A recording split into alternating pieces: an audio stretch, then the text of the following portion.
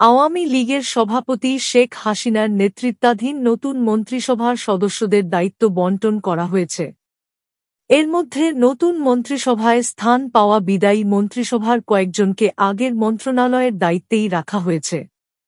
আবার আগের মন্ত্রিসভার কয়েকজনকে নতুন মন্ত্রিসভায় রাখা হলেও মন্ত্রণালয় পরিবর্তন করা হয়েছে।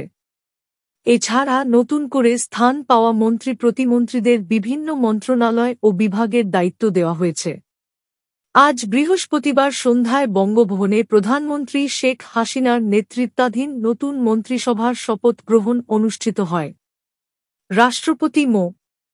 শাহাবুদ্দিন নতুন মন্ত্রিসভার সদস্যদের শপথবাক্য পাঠ করান। প্রধানমন্ত্রীসহ নতুন মন্ত্রিসভার সদস্য ৩-৭ জন। এর মধ্যে প্রধানমন্ত্রী ছাড়া পূর্ণমন্ত্রী ২-৫ জন।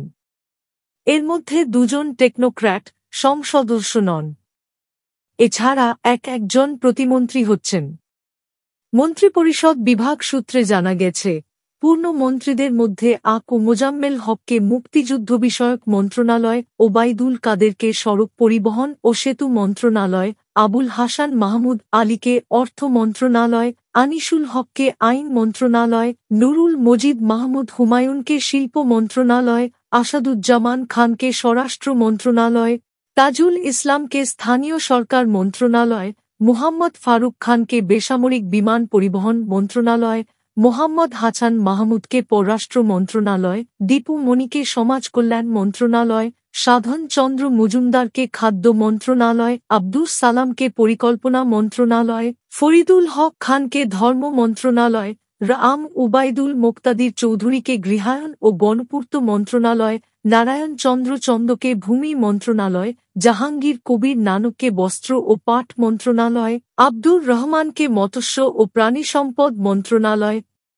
আব্দুস শহীদকে কৃষি মন্ত্রণালয়, ইয়াফেস ওসমানকে টেকনোক্র্যাট বিজ্ঞান ও প্রযুক্তি মন্ত্রণালয় এবং সামন্ত লাল সেনকে টেকনোক্র্যাট স্বাস্থ্য ও পরিবার পরিকল্পনা মন্ত্রণালয়, জিল্লুল হাকিমকে রেলপথ মন্ত্রণালয়, ফরহাদ হোসেনকে জনপ্রশাসন মন্ত্রণালয়, নাজমুল হাসানকে যুব ও ক্রীড়া মন্ত্রণালয়, সাবের হোসেন চৌধুরীকে পরিবেশ, বন ও জলবায়ু পরিবর্তন বিষয়ক মন্ত্রণালয় এবং মহিবুল হাসান চৌধুরীকে শিক্ষা মন্ত্রণালয়ের দায়িত্ব দেওয়া হয়েছে।